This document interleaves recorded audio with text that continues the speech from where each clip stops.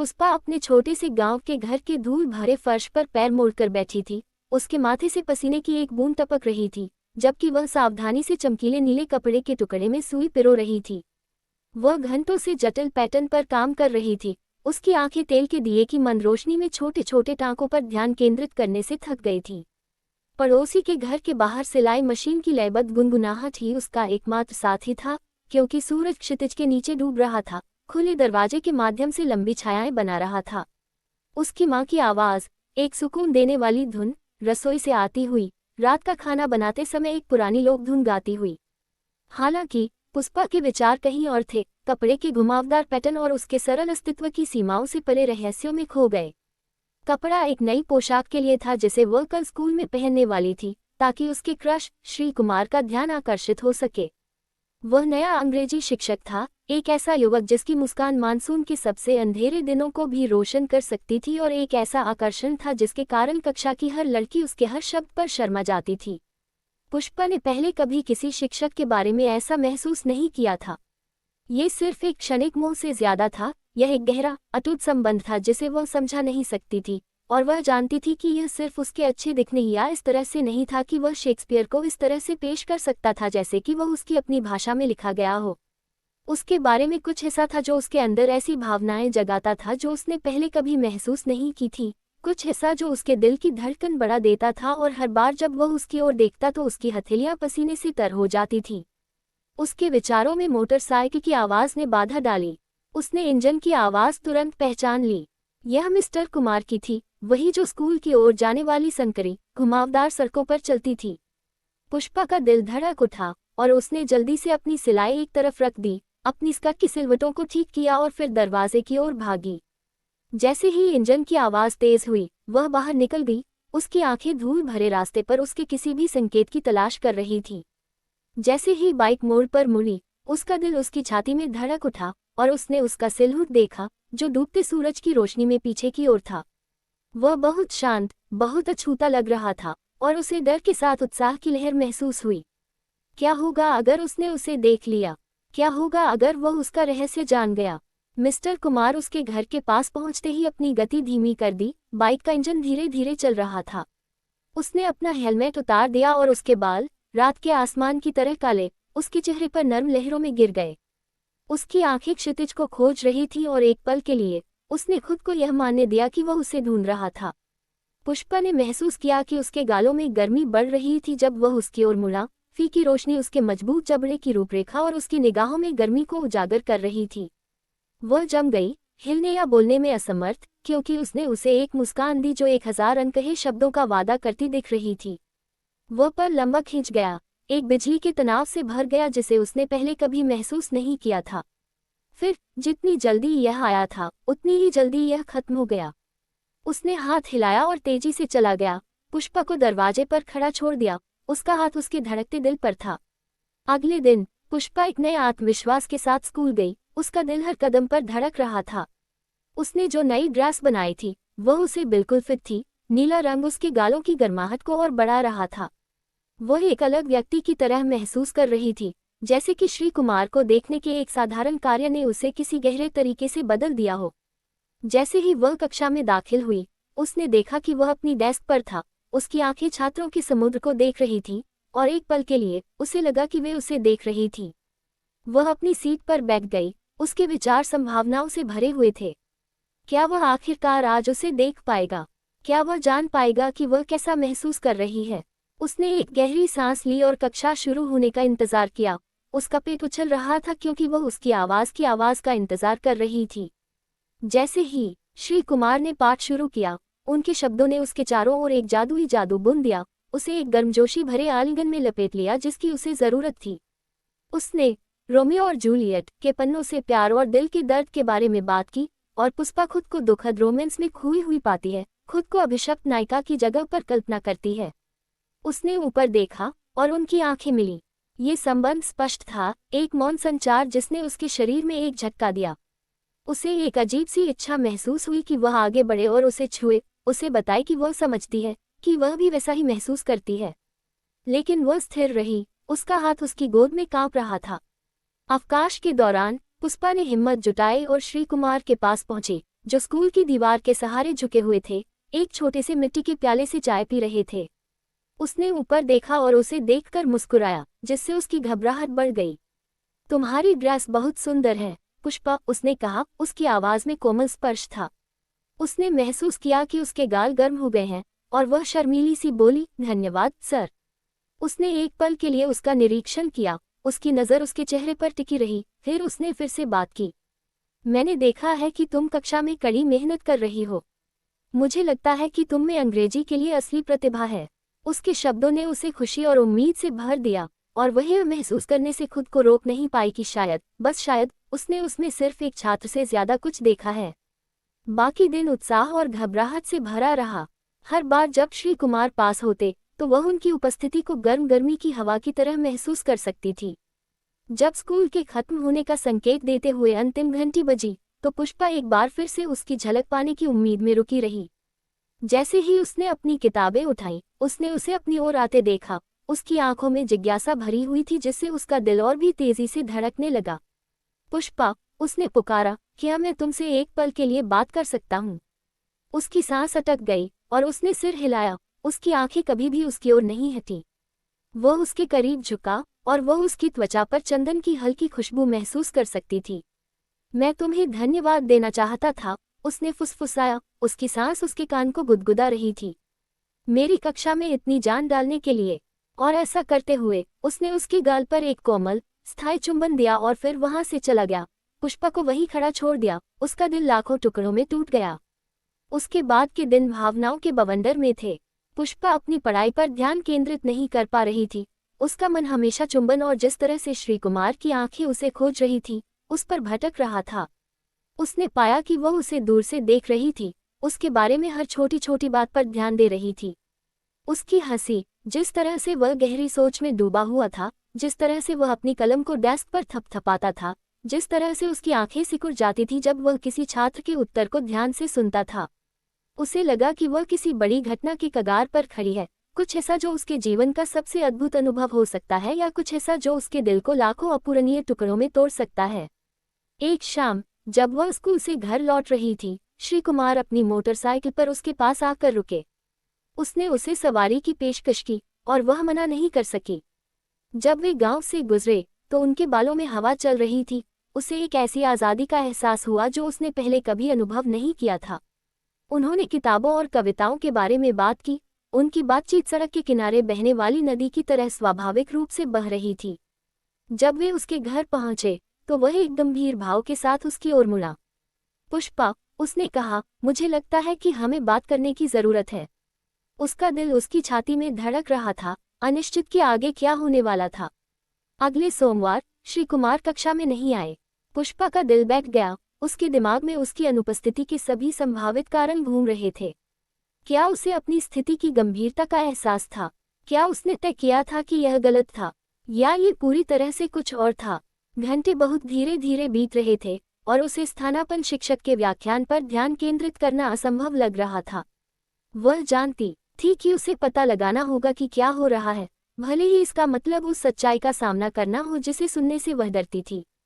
School के बाद उसने हिम्मत जुटाई और अपनी साइकिल पर सवार होकर गांव के बाहरी इलाके में श्री कुमार के छोटे से अपार्टमेंट में पहुंची। जब वो उनके दरवाजे की सीढ़ियां चढ़ रही थी तो उसके पैर जेली की तरह महसूस हो रहे थे और उसने दस्तक देने से पहले एक गहरी सांस ली। जब उसने इसे खोला तो उसने उसकी आंखों में संघर्ष देखा, भावनाओं का वही उथल पुथल जो वह पूरे दिन महसूस कर रही थी। वह एक तरफ हट गया और वह अंदर चली गई। हवा में अनकहे शब्द और अनुत्तरित प्रश्न भरे हुए थे। उसने उसे घिसे हुए सोफे पर बैठने की पेशकश की और वह बैठ गई। उसके हाथ कपड़े को कसकर पकड़े हुए थे। पुष्पा, उसने शुरू किया। उसकी आवाज़ धीमी और गंभीर थी, मुझे पता है कि तुमने हमारे बीच संबंध महसूस किया है और मैं इनकार नहीं कर सकता कि मैंने भी किया है। संबंध शब्द ने उसकी रीढ़ में सिहरन पैदा कर दी।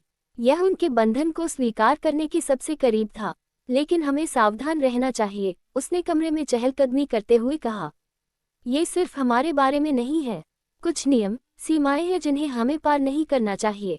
उसका दिल तेजी से धड़क रहा था और वह महसूस कर सकती थी कि उसके गालों में खून दौड़ रहा है।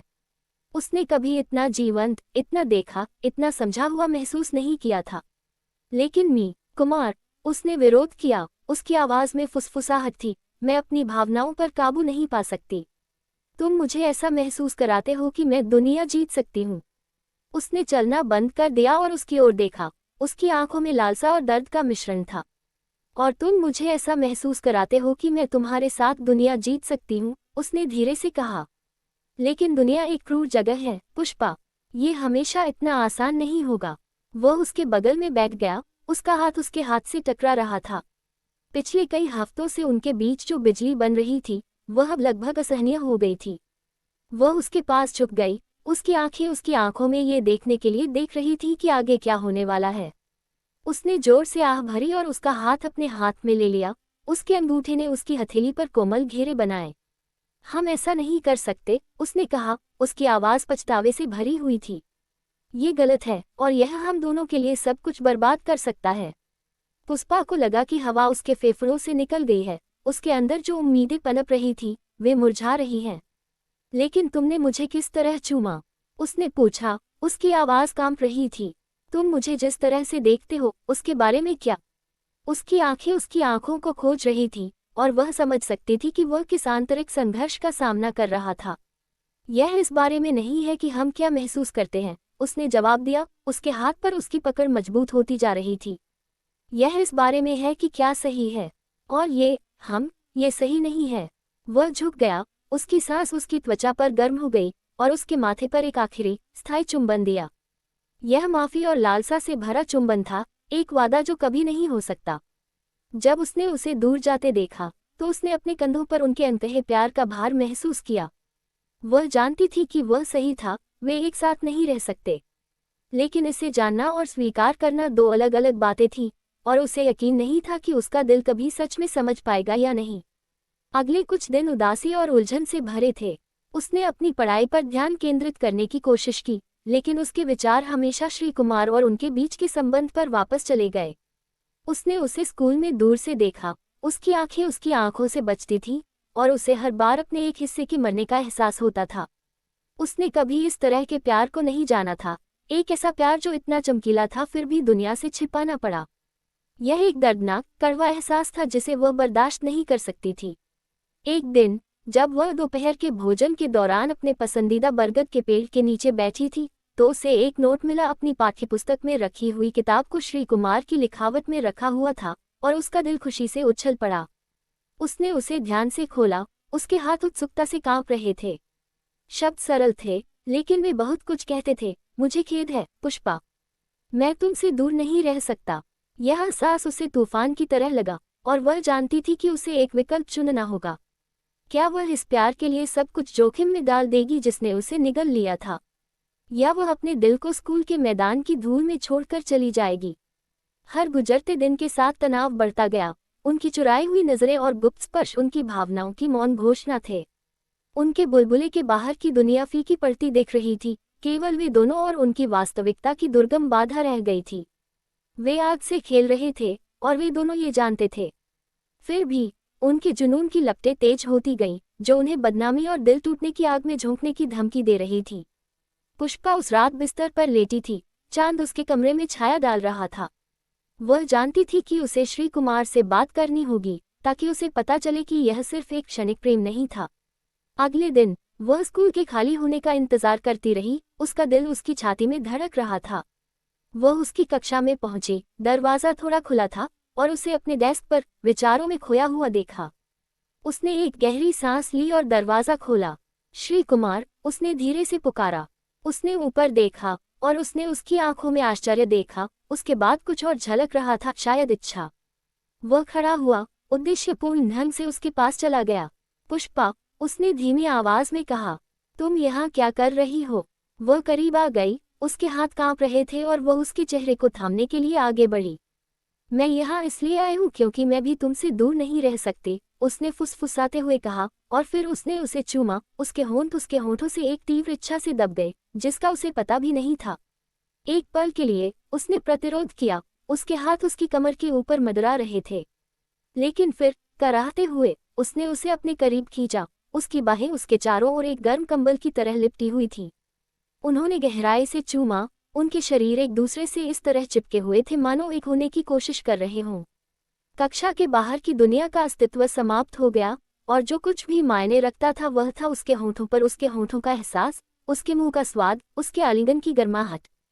जब वे आखिरकार अलग हुए, सांस फूल रही थी और कांप रहे थे, श्री कुमार ने आश्चर्य और भय के मिश्रण के साथ उसकी ओर देखा।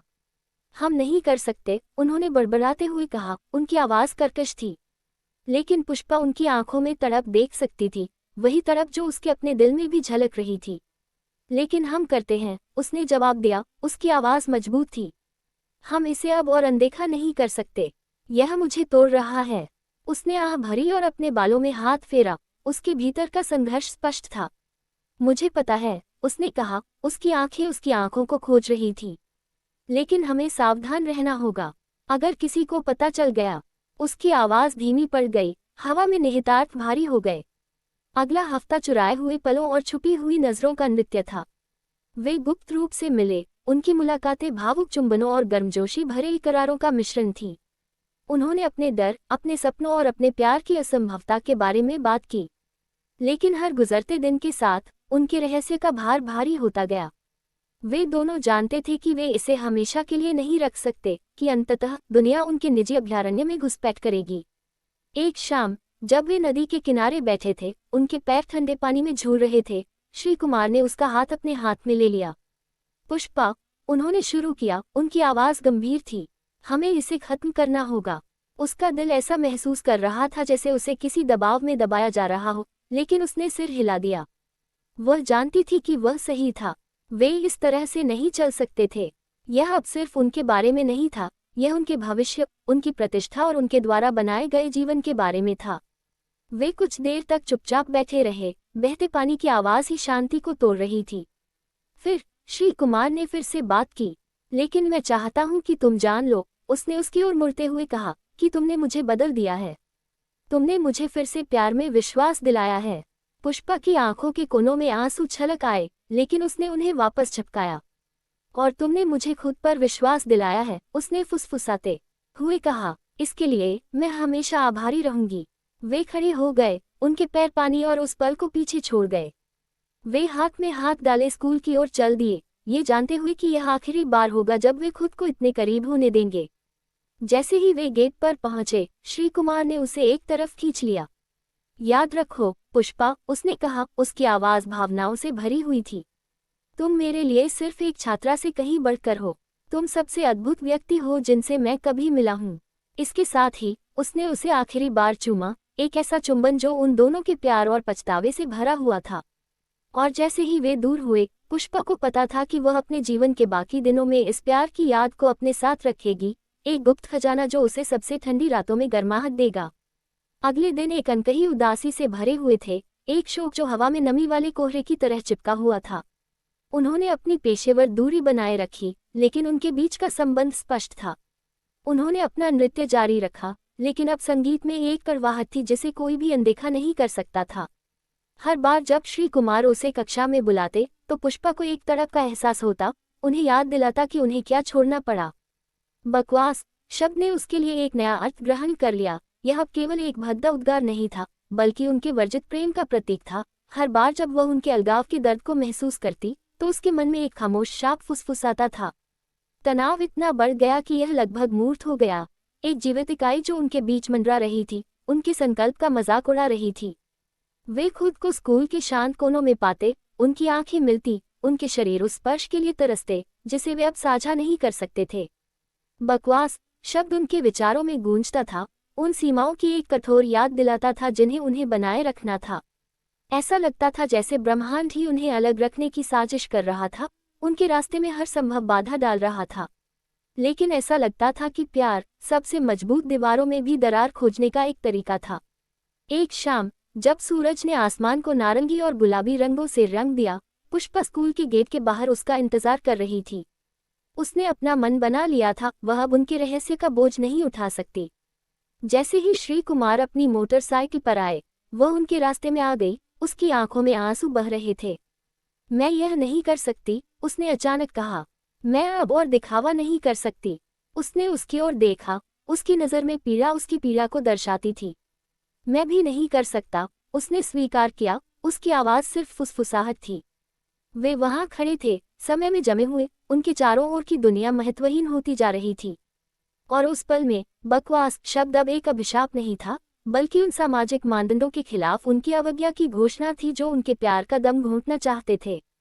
वे जोखिम, संभावित घोटाले को जानते थे, लेकिन वे ये भी जानते थे कि वे अब अपनी भावनाओं को नकार नहीं सकते। एक सिर हिलाते हुए श्री कुमार ने उसे अपना हेलमेट दिया। उसने उसे ले लिया। उसका दिल डर और उत्साह के मिश्रण से धड़क रहा था। वह बाइक पर बैठ गया और वह उसके पीछे चढ़ गई। उसकी बाहें उसकी कमर के चारों ओर लिपटी हुई थीं। जैसे ही वे स्कूल से दूर चले गए, उनके बालों में हवा चल रही थी। वह महसूस कर सकती थी कि उनके बीच की आखिरी बाधाएं ढह रही हैं। बकवास शब्द अब उनका युद्ध घोष था, जो उन अपेक्षाओं के खिलाफ उनके विद्रोह का प्रतीक था जो उन्हें सीमित करना चाहती थी। साथ में वे अज्ञात में सवार हो गए। उनके प्यार की गर्माहट बढ़ते अंधेरे में एक प्रकाश स्तंभ की तरह थी। उन्होंने अपना चुनाव कर लिया था और पीछे मुड़ने का कोई रास्ता नहीं था। वे तूफान का सामना एक साथ करेंगे, चाहे कुछ भी हो। और जैसे ही वे क्षितिज में गायब हो गए, एकमात्र ध्वनि मोटरसाइकिल की गर्जना थी। स्वतंत्रता और प्रेम की एक सिम्फनी, एक घोषणा जो पूरे गांव में गूंज रही थी। उन्होंने नियमों को बकवास करने और खुद के लिए जीने का फैसला किया था। उसके बाद के दिन चुराए गए क्षणों और पीड़ादायक अलगाव का मिश्रण थे। वे गुप्त रूप से मिले। उनका प्यार दुनिया के खिलाफ एक मौन विद्रोह था जो उन्हें अलग करना चाहता था। वे सपनों और भविष्य के बारे में बात करते थे, स्कूल के मैदान की सीमाओं से परे एक जीवन के बारे में, एक ऐसा जीवन जहां वे बिना किसी डर के साथ रह सकते थे। बकवास शब्द एक कठोर उद्घोषणा से एक कोमल वादे में बदल गया था, जो वे जानते थे कि सही है उसके लिए लड़ने की शपथ। लेकिन फुसफुसाहट तेज हो गई, नजरें और अधिक तीखी हो गईं। ऐसा लग रहा था कि उनका रहस्य उतना अच्छी तरह से नहीं रखा गया था जितना उन्होंने उम्मीद की थी। गांव वालों ने देखा कि कैसे श्री कुमार की नज़र पुष्पा पर टिकी हुई थी, जिस तरह से वह उसका नाम लेने पर शर्मा जाती थी। उन्होंने मोटरसाइकिल को एक गुप्त स्थान पर पार्क किया हुआ देखा, जिस तरह से वे रात के अंधेरे में एक साथ चुपके से भाग जाते थे। कानाफूसी बड़बड़ाहट में बदल गई और बड़बड़ाहट दहाड़ में बदल गई, जब तक कि एक दिन यह अब रहस्य नहीं रह गया। प्रधानाध्यापक ने पुष्पा और उसकी मां को बैठक के लिए बुलाया। उसका चेहरा सख्त और अडिग था। खबर जंगल की आग की तरह फैल गई और जल्द ही पूरा गांव गपशप से भर गया। पुष्पा ने उनके निर्णय का भार महसूस किया। बकवास शब्द अब उसकी आत्मा में एक दाग बन गया था। वह जानती थी कि उसे परिणामों का सामना करना होगा। उसे जो प्यार मिला है उस पर गर्व करना होगा, भले ही इसका मतलब वह सब कुछ खोना हो जो उसने कभी जाना था। तंग कार्यालय में प्रधानाध्यापक की आवाज ठंडी और कठोर थी। यह अस्वीकार्य है, उन्होंने डेस्क पर हाथ मारते हुए कहा। आपको इस संबंध को तुरंत समाप्त करना चाहिए। पुष्पा ने ऊपर देखा। उसकी आंखें उसकी आंखों से मिली, एक दृढ़ संकल्प से भरी हुई जिसने उसे भी आश्चर्यचकित कर दिया। मैं नियमों को समझती हूँ सर, उसने स्थिर स्वर में कहा, लेकिन मैं जिससे प्यार करती हूँ उसकी मदद नहीं कर सकती। उसकी मां ने उसके हाथ पर अपनी पकड़ मजबूत कर ली, लेकिन उसने कुछ नहीं कहा। उसने अपनी बेटी में आए बदलाव को देखा था। उसकी आंखों में चमक थी जो अब श्री कुमार की मौजूदगी में फीकी नहीं पड़ती थी। यह एक ऐसा प्यार था जो तर्क को चुनौती देता था, एक ऐसा प्यार जो उनके समाज की कठोर संरचनाओं द्वारा सीमित नहीं किया जा सकता था। हेडमास्टर की अभिव्यक्ति थोड़ी नर्म हुई। मैं तुम दोनों को सोचने के लिए कुछ समय दूंगा, उन्होंने कहा। उनकी आवाज में हार का भाव था। लेकिन ये जान लो, तुम दोनों आग से खेल रहे हो और अगर तुम इसे जल्दी नहीं बुझाओगे तो ये तुम्हें भस्म कर देगी। पुष्पा और उसकी मां कार्यालय से बाहर चली गईं। स्थिति की गंभीरता उन पर भारी पड़ गई।